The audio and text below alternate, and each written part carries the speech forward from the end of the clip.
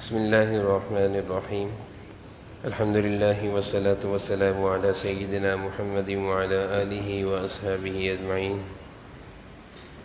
أما بعد فأعوذ بالله من الشيطان الرجيم. بسم الله الرحمن الرحيم.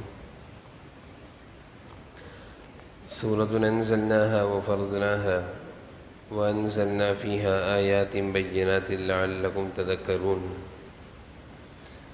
صدق الله مولانا العظيم.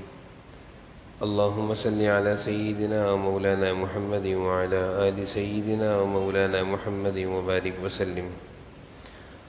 اللهم صل على سيدنا ومولانا محمد وعلى آل سيدنا ومولانا محمد وبارك وسلم.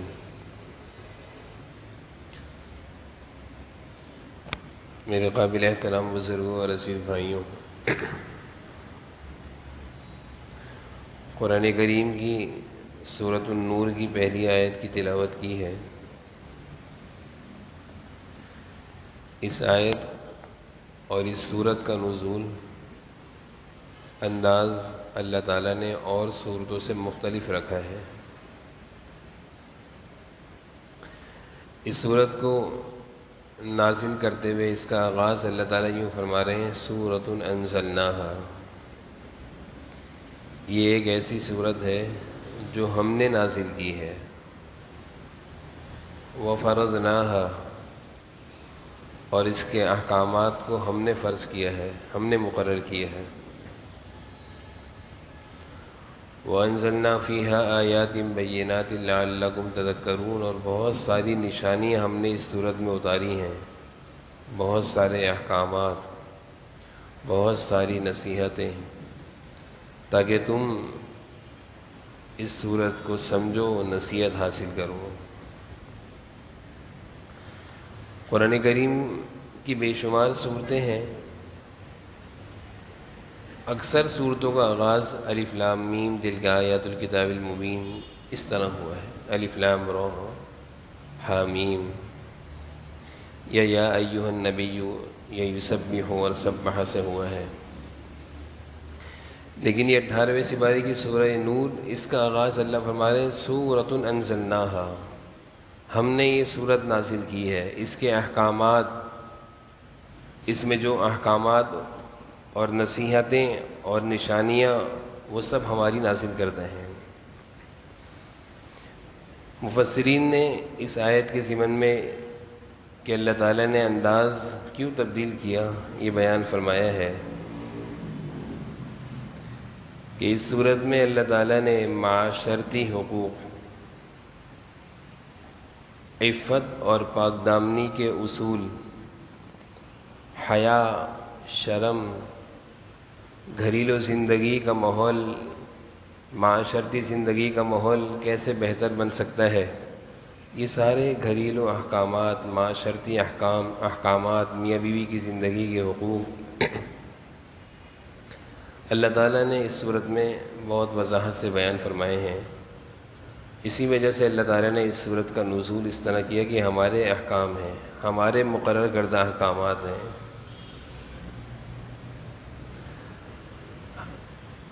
حضرت عمر رضی اللہ عنہ کے دور میں جب کسی بچی کی شادی ہوا کرتی تھی، اس بچی کو جب اپنے گھر سے والدین رخصت کیا کرتے تھے تو سورہ نور کو وہ بچی اپنے ہاتھ سے لکھا کرتی تھی۔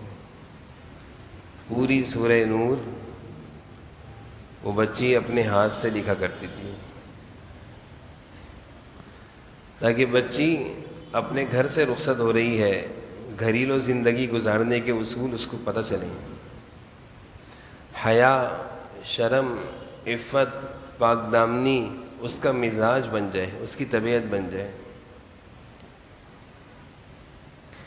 اس صورت میں اللہ تعالیٰ نے شرم و حیا سے متعلق بہت وضاحت سے مضمون بیان فرمائے ہیں، اور حیا، جس کو ہم کہتے ہیں شرم، حیا، یہ ایک ایسی خوبی ہے، یہ اسلام کی، ایمان کی ایک ایسی خوبی ہے جس کو حدیث میں اللہ تعالیٰ حضور صلی اللہ علیہ وسلم فرما رہے ہیں الحیاء من الایمان، حیا ایمان سے ہے، ایمانی خوبیوں میں سے ہے۔ ایک جگہ آپ صلی اللہ علیہ وسلم نے ارشاد فرمایا کہ الایمان والحیاء قرناء جمیعا، کہ حیا اور ایمان یہ دونوں خوبیاں ایک ساتھ چلتی ہیں۔ ایمان اس وقت تک رہتا ہے جب تک کہ انسان کے اندر شرم و حیا رہتی ہے، اور جب اس کے اندر بے حیائی آ جائے، اس کی عفت، اس کی عزت محفوظ نہ رہے، وہ بے حیائی کی زندگی کی طرف جا رہا ہو، تو پھر ایمان بھی جانے کا خطرہ ہوتا ہے، ایمان کے بھی جانے کا خطرہ ہوتا ہے۔ اسی وجہ سے حضور صلی اللہ علیہ وسلم ارشاد فرما رہے ہیں کہ یہ دونوں چیزیں ایک ساتھ چلتی ہیں، حیا اور ایمان۔ تو حیا اسلام کی بہترین خوبی ہے، ایمان کا جز اور حصہ ہے۔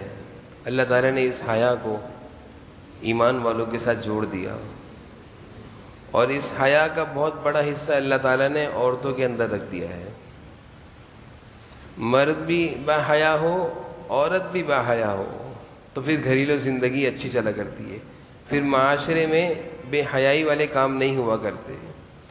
اور جب مرد و عورتوں کے اندر سے حیا نکلتی ہے، شرم نکلتی ہے، ایمان بھی نکل جاتا ہے، پھر وہ معاشرہ اسلامی معاشرہ نہیں نظر آتا، وہ سوسائٹی، وہ شہر، وہ بستیاں اسلامی بستیاں نظر نہیں آتی کہ یہاں مسلمان رہا کرتے ہیں۔ جناب نبی کریم صلی اللہ علیہ وسلم کی مجلس میں ایک دفعہ تذکرہ ہو رہا تھا۔ آپ صلی اللہ علیہ وسلم نے صحابہ سے پوچھا کہ بتاؤ بھائی، عورت کی سب سے بڑی اور سب سے اچھی خوبی کیا ہے؟ عورت کی، ایک عورت کے اندر کیا خوبی ہونی چاہیے؟ تو صحابہ نے مختلف جوابات دیے۔ حضرت علی اس مجلس میں سے خاموشی سے اٹھے اور گھر چلے گئے۔ حضرت فاطمہ رضی اللہ عنہا، جو کہ حضور اکرم صلی اللہ علیہ وسلم کی صاحبزادی ہیں، آپ سے پوچھا کہ آج حضور صلی اللہ علیہ وسلم کی مجلس میں ایک عجیب تذکرہ چل رہا ہے، اور اس کا جواب سب دے رہے ہیں، لیکن جواب آپ صلی اللہ علیہ وسلم مطمئن نہیں ہو رہے۔ حضرت فاطمہ نے حضرت علی سے کہا کہ میں بتاتی ہوں اس کا جواب کیا ہے، اور فرمایا کہ عورتوں کی بہترین خوبی یہ ہے کہ عورت اچھی ہے جس پر کسی مرد کی نظر نہ پڑے، یعنی اتنی باحیا ہو اور اتنی باپردہ ہو اور اتنی اپنی عزت کو بچانے والی ہو کہ اس پر کسی مرد کی نظر نہ پڑے، کسی غیر مرد کی، اور اس عورت کی نظر بھی کسی غیر مرد پر نہ پڑے۔ یہ خوبی بیان کری۔ حضرت علی حضور صلی اللہ علیہ وسلم کے پاس تشریف لے گئے اور عرض کیا کہ اللہ کے رسول، میں بتاؤں عورتوں کی کیا خوبی ہے؟ آپ صلی اللہ علیہ وسلم نے فرمایا بتاؤ کیا ہے؟ فرمایا کہ عورتوں کی بہترین خوبی یہ ہے کہ اس پر کسی مرد، کسی غیر مرد کی نظر نہ پڑے، اور اس عورت کی بھی کسی غیر مرد پر نظر نہ پڑے۔ آپ نے فرمایا کہ علی کس نے بتایا؟ حضرت علی نے بیان کیا کہ فاطمہ سے پوچھ کر آئے ہوں۔ فرمایا کہ وہ تو میرے جگر کا ٹکڑا ہے، فاطمہ تو میرے جگر کا ٹکڑا ہے، جبھی اس نے میری مرضی کا جواب دیا ہے۔ تو ایمان کی خوبی بہترین وہ حیا ہے، اور عورتوں میں سے عورتوں کی بھی بہترین خوبی وہ حیا ہے۔ آج اس حیا اور اس شرم کی جب بات کی جاتی ہے تو عورتوں کو یہ دھوکہ دیا جاتا ہے کہ ہمارے حقوق چھینے جا رہے ہیں۔ اسلام نے جو عورت کو مقام دیا ہے وہ کوئی نہیں دے سکتا۔ پردے سے رہنے میں، حیا سے رہنے میں اس کی عزت بھی ہے، اور اس کی عفت اور پاک دامنی کی حفاظت بھی ہے، لیکن دھوکہ دیا جا رہا ہے آج کے معاشرے میں عورتوں کو کہ اسلام نے تمہارے حقوق چھین لیے ہیں اور تمہیں بے عزت کر دیا، تمہارا کوئی مقام نہیں ہے۔ یہ دھوکہ دیا جا رہا ہے۔ پہلے اس دھوکے کا شکار وہ خواتین ہوا کرتی تھی جو اسلام سے محروم ہیں، اسلام کی دولت سے محروم ہیں، لیکن اب افسوس ہے کہ اس دھوکے کا شکار مسلمان خواتین ہو جاتی ہیں، دھوکے باز لوگوں کی باتوں میں آ جاتی ہیں۔ اسلام نے تو عورت کو مقام دیا ہے کہ اگر یہ ماں ہے، اگر یہ عورت ماں ہے تو اس کے قدموں کے نیچے تیری جنت ہے، اگر بیٹی ہے تو تیری عزت ہے، اور اگر بیوی ہے تو تیری رفیقہ حیات ہے۔ اسلام نے اس عورت کو کیا مقام دیا کہ آپ صلی اللہ علیہ وسلم کی بیٹی حضرت فاطمہ، آپ صلی اللہ علیہ وسلم کیا مقام دے رہے ہیں کہ جب بھی سفر پر تشریف لے جاتے یا کہیں سے آتے تو پہلے حضرت فاطمہ کے گھر جاتے، میری بیٹی۔ آپ صلی اللہ علیہ وسلم مقام دکھا رہے ہیں کہ یہ دیکھو، یہ ہوتا ہے عورت کا مقام۔ حضرت فاطمہ آپ کے گھر آتی آپ سے ملنے کے لیے جناب نبی کریم صلی اللہ علیہ وسلم کی خدمت میں، تو آپ استقبال کے لیے کھڑے ہو جاتے تھے، بلکہ بعض حدیث میں آیا کہ فاطمہ رضی اللہ عنہ کا ہاتھ چوما کرتے تھے۔ پھر اسلام نے کیا مقام دیا کہ اگر یہ بہن ہے تو دیکھو حضور صلی اللہ علیہ وسلم کیا مقام دے رہے ہیں کہ آپ کی رضائی بہن حلیمہ سعدیہ بنو سعد کے رہنے والی تھیں۔ صحابہ کی جماعت نے اس علاقے کو فتح کیا، اور جب وہاں اسلام کا جھنڈا لہرایا تو کچھ مشرکین گرفتار ہوئے، مرد بھی تھے عورتیں بھی تھیں۔ صحابہ سب کو گرفتار کر کے حضور صلی اللہ علیہ وسلم کی خدمت میں لا رہے تھے۔ درمیان میں ایک خاتون بھی تھی، وہ کہہ رہی تھی میں تمہارے نبی کی بہن ہوں، میں تمہارے نبی کی بہن ہوں۔ صحابہ حضور صلی اللہ علیہ وسلم کی خدمت میں لے کر حاضر ہوئے اور اس کیا کہ اللہ کے رسول، ان خواتین میں ایک خاتون یہ کہتی ہیں کہ میں تمہارے نبی کی بہن ہوں۔ آپ نے فرمایا کون ہے، بلاؤ۔ تو جب وہ خاتون آئیں تو وہ حلیمہ سعدیہ کی بیٹی تھی، بعض روایت میں آتا ہے کہ شیمہ ان کا نام تھا۔ جب وہ آئیں تو بہن آ گئیں، آپ صلی اللہ علیہ وسلم کی ہمشیرہ آ گئیں، آپ نے ان کے لیے اپنا رومال بچھا دیا کہ اس پہ بیٹھو۔ مقام دکھا رہے ہیں۔ آج دنیا میں عورتوں کو یہ دھوکہ دیا جا رہا ہے کہ اسلام نے تجھے کوئی مقام نہیں دیا، اسلام نے تجھے بند کر دیا ہے۔ اسلام نے جو عورت کو مقام دیا وہ کون دے سکتا ہے؟ اللہ تعالیٰ کا عجیب نظام ہے کہ اس عورت کو تو اللہ تعالیٰ نے گھر کی ملکہ بنایا ہے کہ اس کے اوپر کمانے کی ذمہ داری نہیں ہے۔ یہ بیوی ہے تو اس کی کمانے کی، کھانے کی، خرچے کی ذمہ داری شوہر پر ہے۔ یہ بیٹی ہے تو باپ پر ہے ذمہ داری، کھلاؤ اس کو۔ یہ ماں ہے تو اولاد پر ہے ذمہ داری۔ تو اسلام نے اس عورت کو تو ایسا مقام دیا کہ اس کو گھر کی ملکہ بنا دیا، اس پر کوئی بوجھ نہیں ہے، عزت کی زندگی گھر میں گزارو۔ لیکن دھوکہ دہی اور غلط پروپیگنڈے کے ذریعے سے اور غلط باتوں کے ذریعے سے آج دھوکہ دیا جا رہا ہے کہ اسلام نے عورت کے حقوق چھین لیے ہیں۔ تو تم کیا حقوق دے رہے ہو عورتوں کو؟ بے عزت کر کے گھر سے باہر نکال رہے ہو، اپنا سامان اور اپنا مال بیچنے کے لیے اس کو اشتہار بنا رہے ہو، یہ مقام دے رہے ہو۔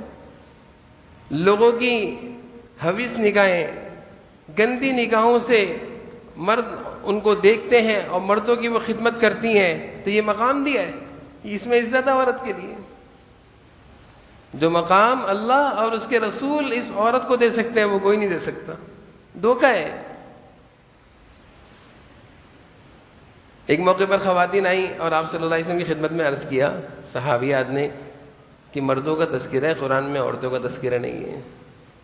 اللہ تعالیٰ نے مردوں کو مخاطب کر کے احکامات نازل فرمائے، عورتوں کو مخاطب نہیں کیا۔ قرآن کی آیتیں اتر گئیں، ان المسلمین والمسلمات والمؤمنین والمؤمنات والقانتین والقانتات، ایمان لانے والے مرد، ایمان لانے والی عورتیں، صدقہ خیرات کرنے والے مرد، صدقہ خیرات کرنے والی عورتیں، شرمگاہوں کی حفاظت کرنے والے مرد، شرمگاہوں کی حفاظت کرنے والی عورتیں، نماز، روزہ، حج کرنے والے مرد، عورتیں، اللہ نے ان کا ذکر کر دیا، خوش کر دیا۔ اور پھر اس سے بڑھ کر کیا مقام ہوگا؟ قرآن میں اللہ فرما رہے ہیں وَعَاشِرُوهُنَّ بِالْمَعْرُوفِ، میں ان عورتوں کی سفارش کر رہا ہوں، مردوں کو کہہ رہے ہیں کہ ان کے ساتھ خیر خواہی کا، نرمی کا معاملہ کرو۔ ایک دفعہ صحابیہ آپ صلی اللہ علیہ وسلم کی خدمت میں آئیں اور عرض کیا کہ اللہ کے رسول، مرد تو ہم سے آگے نکل گئے ہیں، وہ تو جہاد میں بھی شامل ہوتے ہیں، لڑتے ہیں، وہ تو مسجدوں میں حاضر ہوتے ہیں، نماز پڑھتے ہیں، ہم تو گھروں میں نماز پڑھتے ہیں، ہم تو جہاد میں شامل نہیں ہو سکتے۔ آپ نے تسلی دی، کہا کہ تم گھر میں رہتے ہوئے اپنے شوہر کی خدمت کرتی ہو، اپنے بچوں کی خدمت کرتی ہو، اور گھر کے اندر جو تم نماز پڑھتی ہو اس میں تمہیں مردوں کے برابر ثواب مل رہا ہے، خدمت پر تمہیں جہاد کا ثواب مل رہا ہے، گھر کے کمروں کے اندر جو نماز پڑھ رہی ہو اس پر تمہیں مسجد کا عبادت کا ثواب مل رہا ہے۔ ہر طریقے سے اللہ کے رسول صلی اللہ علیہ وسلم نے اس عورت کو اس کا مقام دکھایا ہے۔ اور جتنی اس عورت کے اندر حیا ہے اتنی ہی اس کی عزت اور اس کا مقام اللہ کے ہاں بھی ہے۔ حضرت شیخ عبدالحق محدث دہلوی رحمہ اللہ اپنی کتاب میں ایک واقعہ لکھتے ہیں کہ ایک جگہ قحط آ گیا، علماء لوگوں کو لے کر جنگل میں نکل گئے دعاؤں کے لیے، دعائیں ہو رہی ہیں، بارشیں نہیں ہو رہی ہیں۔ ایک قریب سے ایک سوار جا رہا ہے اور اس سواری پر کوئی پردہ نشین عورت ہے جو پردوں کے اندر بیٹھی ہوئی ہے، وہ سوار اس کو چلا رہا ہے سواری کو۔ تو وہ سواری روک کر ان کے پاس آیا، بھائی کیا کر رہے ہو، کیوں پریشان ہو؟ تو یہ لوگ کہنے لگے قحط آ گیا ہے، بارشیں نہیں ہو رہی، دعائیں کر رہے ہیں، دعائیں قبول نہیں ہو رہی۔ یہ نوجوان جو سواری لے کر چل رہا تھا اس سواری کے پاس گیا اور قریب کھڑے ہو کر کوئی باتیں کریں تھوڑی دیر تک، کچھ دیر باتیں کرتا رہا، کچھ کہتا رہا، اور کچھ ہی دیر میں بارشیں شروع ہو گئیں۔ حضرت شیخ عبدالحق محدث دہلوی رحمہ اللہ فرماتے ہیں، علماء نے اس سے پوچھا کہ بھائی تم نے کیا کیا ہے؟ ہم تو کئی دنوں سے کھلے میدان میں آ رہے ہیں، اللہ کے سامنے رو رہے ہیں، دعائیں نہیں قبول ہو رہی۔ تو وہ نوجوان کہنے لگا، یہ جو سواری پر سوار پردہ نشین عورت ہے جو 4 پردوں کے اندر بیٹھی ہوئی میری ماں ہے، اور یہ اتنی باحیا اور پاک دامن ہے کہ آج تک اس پر کسی مرد کی نظر نہیں پڑی اور نہ ہی میری ماں کی کسی غیر محرم پر نظر پڑی ہے۔ میں نے جا کر اس کا دوپٹہ پکڑ کر اللہ سے دعا کری کہ اللہ میری ماں کا یہ مقام ہے آپ کے ہاں، اتنی باحیا اور اتنی پاک دامن ہے، میں اس کے صدقے دعا کرتا ہوں کہ مسلمانوں پر پریشانی آئی دور کر دیجیے۔ اللہ تعالیٰ نے اس کی برکت سے دعا کر لی، قبول کر لی، بارش ہو گئی۔ تو یہ مقام اس عورت کی حیا کی وجہ سے اس کو ملا، اس کے اندر شرم و حیا کا وصف تھا جو اللہ اور اس کے رسول کو پسند ہے، اس وصف نے اس عورت کو کہاں پہنچا دیا۔ تو آج کے معاشرے میں عورت کو دھوکہ دے کر اس سے اس وصف کو، اس خوبی کو چھینا جا رہا ہے اور اس کو اعلی کار بنایا جا رہا ہے، لوگوں کو گمراہ کرنے کے لیے، لوگوں کو، مردوں کو گناہوں میں مبتلا کرنے کے لیے۔ حضرت سعد بن ابی وقاص رضی اللہ عنہ کے دور کی خدمت میں ان کو ایک جگہ، ایک علاقہ فتح کرنے کے لیے بھیجا صحابہ کی جماعت کو۔ تو وہاں کے لوگ کافر تھے، انہوں نے کہا، ان کے جو وہاں کے لوگوں کا سردار تھا وہ کہنے لگا کہ اپنی ساری عورتوں کو باہر نکال دو، راستوں میں کھڑا کر دو، بے پردہ اور بے حیا بنا کر ان کو باہر نکال دو، مسلمانوں کا لشکر آئے گا، ان میں مبتلا ہو کر، گناہوں میں مبتلا ہو کر گمراہ ہو جائے گا اور ہم محفوظ ہو جائیں گے۔ اعلی کار بنایا جا رہا ہے اس عورت کو، مردوں کو گمراہ کرنے کے لیے۔ حضرت سعد بن ابی وقاص کو جب دشمن کی اس چال کا پتہ چلا تو قرآن کی ایک آیت پڑھی، اے مسلمانوں سنو، قل للمؤمنین یغضوا من ابصارہم، اللہ کا حکم ہے کہ آنکھیں نیچے کر کے چلنا ہے، بے حیا اور غیر محرم عورتوں کو نہیں دیکھنا۔ سارے صحابہ کی آنکھیں جھک گئیں اس آیت کے بعد، اور پورا قلعہ فتح ہو گیا، پورا علاقہ فتح ہو گیا۔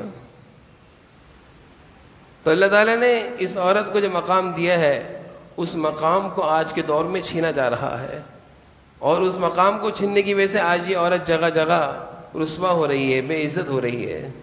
اگر یہ عورت اپنے مقام کو پہچانے کہ اسلام نے ہمیں کیا مقام دیا ہے، میں تو گھر کی ملکہ ہوں، اگر یہ سمجھے تو اس میں اس کی عزت ہے۔ تو اس پروپیگنڈے اور اس پرفتن دور میں آج کل اس طرح کی آوازیں اٹھتی ہیں۔ ضرورت اس بات کی ہے کہ اپنی عورتوں کو سمجھایا جائے کہ یہ دھوکے کی آوازیں ہیں، یہ اسلامی تعلیمات سے دور کرنے کی آوازیں ہیں۔ قرآن و حدیث کا مطالعہ کریں، دیکھیں کہ مقام کیا دیا ہے اللہ اور اس کے رسول نے، پھر اندازہ ہوگا کہ اسلام میں جو مقام دیا وہ کوئی نہیں دے سکتا۔ اللہ تعالی ہم سب کو سمجھنے کی توفیق نصیب فرمائے۔ آخر الحمدللہ۔